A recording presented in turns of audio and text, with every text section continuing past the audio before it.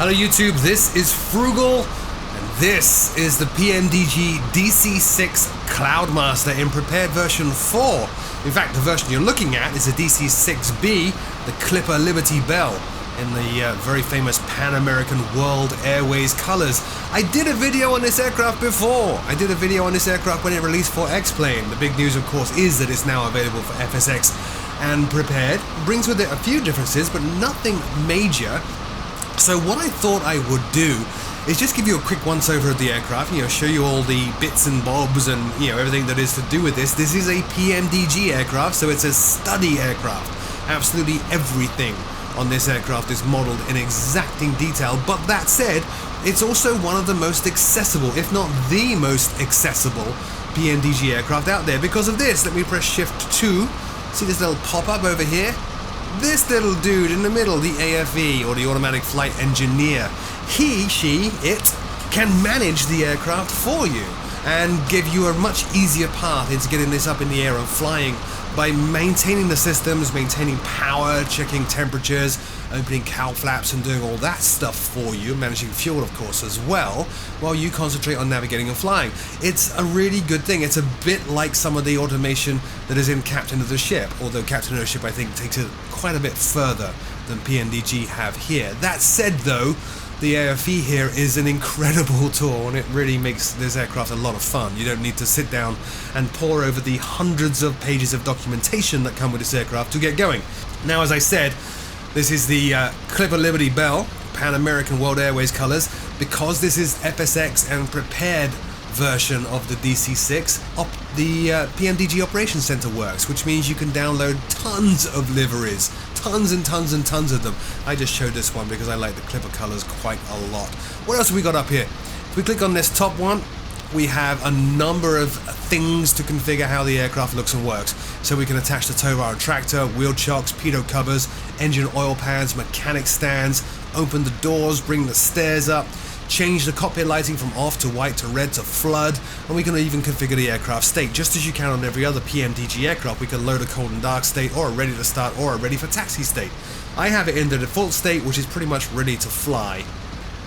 Next thing we got down here is fuel. Here, fuel and weights and balances and stuff. There are a number of presets. You can click on set fuel 100%, which will fill all the tanks, or set fuel 50%, which obviously only fills half the tanks. You can also set the amount of baggage and passengers you're carrying as well. And of course, all these things dynamically affect the flight model and how the aircraft performs. In fact, if you look at these fuel tanks here, main tank 1, 2, 3, 4, alternate tank 1, 2, 3, 4.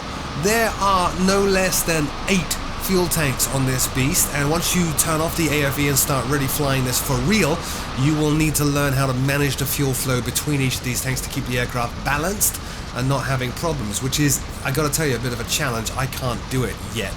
What else do we have? Underneath the AFE we have this button here, which is the maintenance hangar. We can see here we can repair engine 1, 2, 3 and 4, we can service the props, we can top up the engine oil, we can top up the water and alcohol, auxiliary oil, and anti-ice fluid there as well. We got total airframe hours. That seems awfully wrong. You know what, I actually haven't flown this. I wonder if it's tracking total airframe hours by the livery. So I've flown the Pmdg house livery a great deal, so that seems very wrong. You also got a pop-up GPS right here, which is the standard default GPS. You can plug in the Flight 1 on the other versions of Prepared and FSX, I think. Obviously not in Prepared 4 because it's not out yet. It does have some additions though to make it Pmdg-esque, as you can see here, the Pmdg logo right in the middle. We'll get rid of that. Let's pop into the cockpit. Now I'm using ChasePlane to manage all my views, and that's very important. This cockpit is actually very, very, very hard to set a view up on because you kind of need, obviously, although this is a period aircraft, it's got modern avionics in it, as all the period aircraft today do. So trying to set up a view where you can see that up there and a good view of this and a good view of this is actually very, very hard. Plus, there is so much to do in the air if you have the AFE turned off with managing all the engines and the engine instruments. There are 4 engines on this beast, that keeping an eye on all this stuff becomes a bit of a pain as well. In addition to all of that, the autopilot, which we'll be using in this flight, takes some getting used to as well. It's down here. It's actually split between these buttons and switches here, and that switch, that's actually a switch, and that switch down there, the little black one. Let me move the camera and I can show you all of these. So up here is where we change the main autopilot mode between gyropilot, localizer, and approach. Down here is where we engage the gyropilot or engage altitude control. None of those things will work without that switch on, which is the autopilot master. There's other controls down here as well. So you need also to set up your views to manage that stuff. So I have that view set, which lets me not only control the autopilot here, but also monitor the vital instruments here. I will be uploading my views to the community in ChasePlane, so if you're a ChasePlane user, you will be able to grab Froogle's views. Let's look upstairs, quite a bit of stuff up here, all the switches there for the landing lights, flaps, and then tons and tons and tons and tons and tons of stuff on the overheads. No less than, what is it, 4 overhead panels. You got left, lower center, right, and then main upper, 5 panels in fact. Tons of stuff down here as well. Pmdg quality also throughout down here. I can click on this seat, for example, open it up. I can move the armrests, ever so cool. Move the armrests up here. One thing I've got to call Pmdg out, and I am a big fan of Pmdg. As many of you know, I know Robert really quite well, but I got to call him out for this one. The windows, you can open them. Listen.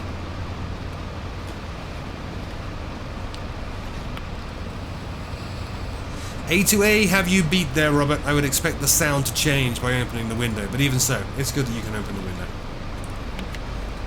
So, what we're going to do for this flight is, the aircraft comes with 2 tutorial flights. There is at least 1 more coming. So the first tutorial flight is really just to familiarize you with the operation of the aircraft using the AFE. It's a very short flight from KPDX, Portland, which is where we are right now, down to Seattle, KSEA. Now, the tutorial says to do it around about June 1st, turn the weather off. I thought that's a little bit too easy, so I have the weather on, and it's June 3rd, and you can see down here at 7 o'clock at night. I've done this flight, I have rehearsed it, I know what it's going to be like, but it's kind of nice. You get a nice mix of cloud and haze and fog, and you see some of the scenery, but we're also going to be fighting some winds and a little bit of turbulence as well. The aircraft really does pick up all the wind that's out there. So, what we're going to do, we're going to click open the AFE right here. In fact, no, we're not. We're going to set up this GPS before we do anything else. I have a view set up to go up here, click on enter, and click on message, yeah, airspace ahead or inside. So we're going to go up to the nav menu, and we're going to set up a flight plan. Now, the tutorial says that there is a flight plan. I didn't find it. Incidentally, I was on the beta team for this, but I didn't get a chance to do any beta testing, unfortunately, because of work. Otherwise, I would have spotted that and let them know, but I'm letting them know now. So we're going to the flight planner. Very simple to set up a flight plan. We're going KPDX here, doink, and we're going down to KSEA, SEA here. Very simple stuff. We're going to do this IFR, low altitude airways. That's the route we're going to take. That's all you need. Simple as that. And that is pretty much the route that is in the tutorial as well. It's almost exactly those waypoints. Click on OK. Click on, oh, it wants to save the flight plan. No, we don't want to save it. Click on OK. We have to save the flight plan. Thanks, prepared. Yes, we'll replace that. Now, do you wish prepared to move the aircraft to the departure airport listed on the flight plan? No, because we're already on the runway. Click on no. So now we have a flight plan. So let's pop on up to this GPS and we'll move this outer knob to the right. And that will give us a moving map. We can zoom out a little bit. Now what we're going to do, a little bit of departure briefing, I guess. We're going to take off. The taking off and climb in a DC-6 is very unique and a lot of fun. You take off and you trim to climb at about 120 to 130 miles an hour. Above 500 feet, we'll bring the nose down. That will start to accelerate us up to 140 miles per hour. The engineer then at that point will call meter power. He'll reset all the power stuff, and as we climb above 140, then we'll go into climb power, and we'll trim the aircraft to climb from there on up at 150 miles per hour, all the way up to our ceiling today, which is 8,000 feet. Now, after we've taken off and we're climbing, we're actually going to do a left-hand turn, circle over the airfield here to get onto a heading of 020. That will get us intercepting the course we need to proceed en route. Nothing for us to do if you're using the AFE, but the cool thing with the AFE is you can watch what he does and learn from it. So if I click on the AFE here, we'll do the after start checklist first. Start selected boost pumps. Off and off. Battery switch. Plane battery. Generators and inverters. Checked and on. Emergency lights. Armed. Ground power. Removed. After start checks complete. So nothing really for him to do there. It's the after start checks just to make sure the aircraft is configured as it should be, and it is. If we do before takeoff checks though, you'll see him flicking switches. Boost pumps. There he goes. Boost pumps on low. Boost pumps on low. And crossfeed. Main tanks and crossfeed off. Autopilot and carb heat. Off and cold. Hydraulic system. Down, forward, pressure and quantity checked. Okay. Flaps 20. There it goes. Wait for the flaps to extend. There is a nice indicator there to show the flap extension. Flaps set 20. Windows and turbine.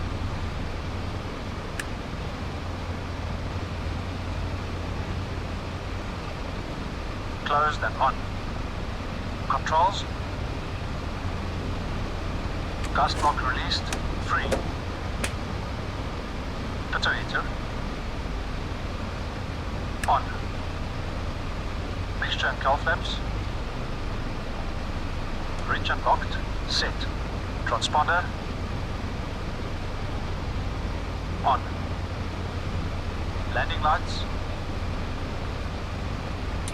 Notice how he extends the landing lights first, waits for them to extend by looking out the window and checking. Once they are extended, turns them on. Extended and on. Before takeoff checks complete. So now, the way we take off, we're going to hold the brakes and we're going to let the AFE spool up the engines until he sets max power. Once he says max power, we'll release the brakes and off we go. So click takeoff dry because it's not raining. 30 inches stabilized. 30 inches. 30 inches stabilized. Watch for the engine manifold pressure to come up. Don't move your throttle. Try to leave your throttle in the idle position so you don't conflict with whatever the AFE is doing. Coming up nicely now to 30 inches. Look at that shake there on the compass as the engines spool up. Very cool. 30 inches stabilized. Alright, we're stable. Cowl flaps. Cowl flaps. He's going to adjust the cowl flaps. Sorry, up here. There we go. Full power, please. And now full power. Full power.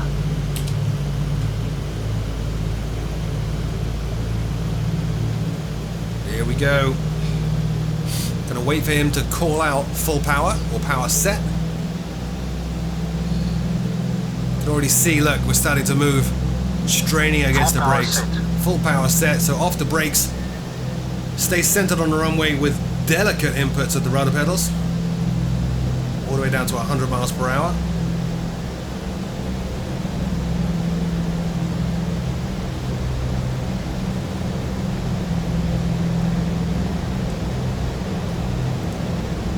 There's the 100. Pull back, rotate, does require quite a bit of effort. And it's very sluggish coming off the ground, which is completely accurate. And really quite a lot of character in this aircraft as it comes off the runway. Bringing the nose down now so we increase the speed a little bit, up to about 125-ish. A little bit of a wind there. Gear up, lights out. Alright, we're going to hold it there. I'm going to try to trim it here if I possibly can. And above 500 feet, we'll bring the nose down. Pick up speed. So there's 500 feet, so nose down gently. Very graceful aircraft in the air. Don't need to bring it all the way down, just a little bit. We do want to keep climbing. Speed will start coming up, and you'll hear the next call-outs. Flaps up. Flaps up. Flaps going up. There's that 130, we'll keep on climbing. Middle marker on the reverse direction of the runway. Up to 140 now. METO power. Setting METO power, 48 inches, 2600 RPM. Gonna hold this. 140 now.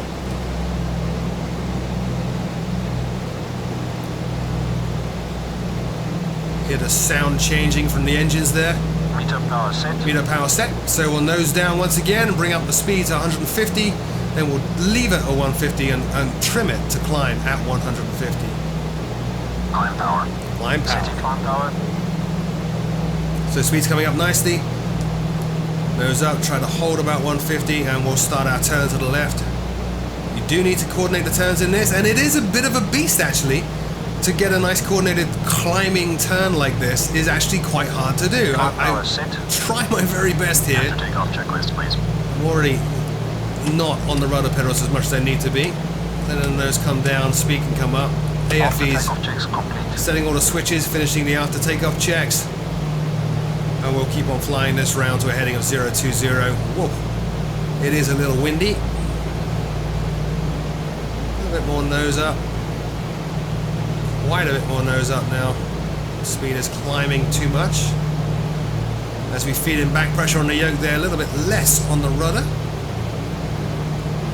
Now, given how graceful, and some would say sedate, the aircraft is, you tend to roll out at about 30 degrees ahead of where you want to be. So at about 050, I'll start rolling level, gently, and we should come out on the right heading. So there's 090. Trying not to go over 30 degrees of bank, trying to maintain my climb speed. Aircraft getting a bit ahead of me, 060 and 050. So I'm rolling out now, look, 040 and 030, still turning. Let it turn a little bit more, 020, and we'll trim this to climb now at 150. So level off, and I'll show you how to use the autopilot, which is what the tutorial says to do. Remember, I'm filming the tutorial right now, showing you what to expect and how to do it yourself. So that'll do. We are somewhat trimmed. We're a little bit slow, but that's okay. Let's pop on down here. First thing we're going to do is turn the gyro controller on here, and then we'll turn the autopilot master on here. Having done that, we're going to switch this to the right to put it in localizer. I do need to pop up here, by the way, and make sure this is on GPS, which it's not. Now it is. There we go. That will put us back on course. I should have done that first. Now we need to set this speed up. And the way we do this is with this climb or pitch wheel here. So I'm going to pitch down just 1 or 2 clicks forward and watch the speed.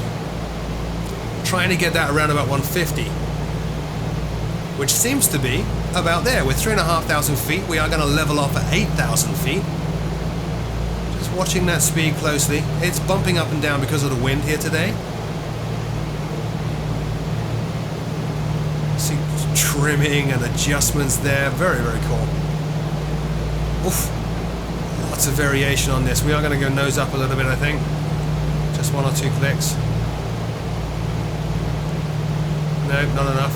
Let's do another one. And again. Notice how I'm kind of adjusting stuff very delicately and then watching to see what happens. Don't just dive in there with a fistful and just roll the wheel all the way backwards or all the way forwards. It's not going to give you a good result. That looks good. Let's take a look and see where we're at. Climbing nicely. Beautiful scenery. The scenery outside is Orbx FTX Global and Orbx Pacific Northwest and Orbx Vector, which got released a couple of days ago for prepared version 4. I did have to tweak the sim quite a little bit to get my frame rates to be acceptable with that much in it. I'm a little bit disappointed actually in prepared version 4 at how much my frame rate suffered when I started to load in stuff, but I'm there now. I think I've got a good compromise. I wouldn't say I've got amazing frame rates in X-Plane kind of realm, but it's doing all right. 5,000 feet. Let's take a look outside. That's another bit of a letdown, I've got to say, with prepared version 4, is the scenery behind you, which it didn't load, is always a bit low quality. The scenery ahead of you is always actually pretty good. So if I were to change the camera view here, hang on, let's see if we can do this. Pop outside. You see that? Oh, actually, no, on that view, it's okay. If I whiz the camera around, looking forward, a lot more detail. Don't know why that is. It's okay. What's behind me doesn't matter.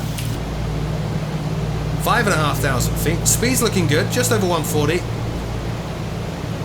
Ideally would be 150, but that's just fine. And you can see now why I chose this time and date. You know, 7:30 in the evening is coming up on June the 3rd, 2017. Look at these clouds. Let's start going through some clouds. It feels quite realistic. We have A little bit of buffeting now and then from the wind, which is great. Love it. I figured this would be a much more interesting flight than just clear blue skies, and it has proven to be that way. So while that's climbing up, 2,000 feet to go, let me show you around the cockpit here, show you some of these dials. Still getting used to ChasePlane a little bit. Oh, we turned that on, we're going to need that in a bit. By the way, this is another way of controlling the autopilot. I think we're getting onto that in tutorial flight 2, which of course I will be recording as well. The idea with these is to do what I did actually with the NGX. The first NGX videos I put up were me trying to learn how to fly a jet. And what I did was I filmed the Pmdg tutorials. I'm going to do the same thing with this. I liked this aircraft, but I never really got very in-depth with it. So I'm going to work through the tutorials and film them. And hopefully broaden my knowledge of the amazing DC-6 and help some of you guys out in the process. Amazing level of detail here. Look at this. Little weathering on these textures. Beautiful. Absolutely beautiful. Coming up on 7,000 feet, passing through some lower cloud. And I do remember from the last time I flew this that at about 8,000 feet, we're just skimming across the tops of these clouds. It's really good.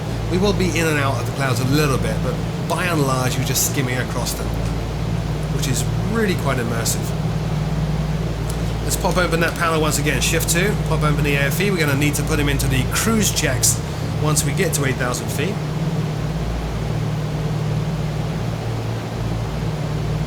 And I will show you how to stabilize and hold the altitude once we get there.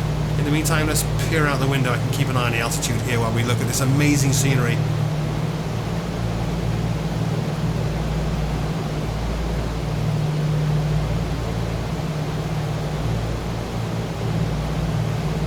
All right, 7,600. Let's go back to my autopilot view. I can keep an eye on this. And what we're going to do is start gently rolling the pitch down. So bringing the nose down, slowing the rate of climb. You can see the rate of climb's coming down. And there's a very subtle switch there where I'm pointing with the cursor. Once we get to exactly 8,000, I'm going to click that. And that is altitude hold. Now. And now we're in altitude hold. We can pop on outside and take a look. Beautiful. How evocative of the late 40s and 50s is that? Very, very cool. Very beautiful. I love the attention to detail on the model of this as well. Look at this. It just looks, hang on, just looks sublime. I was thinking about this earlier on. You've got that sharp nose, but then everything kind of trailing off very subtly to this point here. This swooping line at the back. Very, very cool. And that classic 40s and 50s join where the wing meets the fuselage. Wonderful stuff. 3D sound on this, by the way. If I do move the camera around here in front of the engines, you'll hear the sound change. Try not to get chopped into pieces. There we go. And again, beautiful attention to detail on these engines. All of which can fail, of course.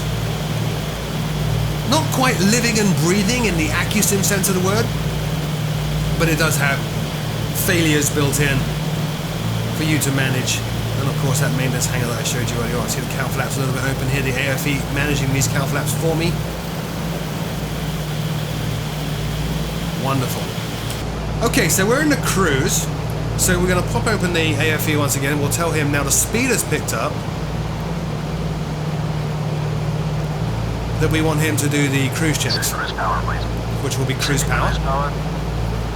While he's doing that, I do know we're going to be landing on runway 34 left, which is ILS frequency 110.75. So we'll press CV here, and we'll dial this up to 75 and 110, and switch that to the active.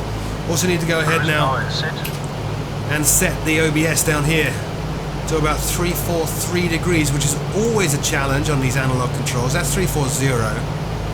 So if that's, oh gosh, let's try and count this. 1, 2, 3, maybe. That shaking, by the way, is ChasePlane. I don't know why it does it until I move the mouse. It's a little odd. So this is all set up, ready for the landing. Cruise checks are complete. We're in the cruise. Now, In the tutorial, they have the handy mathematical formula that says at what point you need to descend based on your planned descent speed and everything else. It's basically, according to your tutorial, they say to start descent about 20 miles outside of the next waypoint, which is Alda. We're actually going to do a little bit earlier. I found that I'm struggling to get the speed down if I do it at 20 miles. So at 25 miles from Alda, we'll do the descent checklist and we'll start that descent. 500 foot per minute rate of descent all the way down to 5,000 feet, which will hold. And then we'll turn right, try to intercept the ILS and hopefully land in Seattle, runway 34 left. Until then though, here's a brief outside view. I will cut the video here and rejoin once we start that descent planning.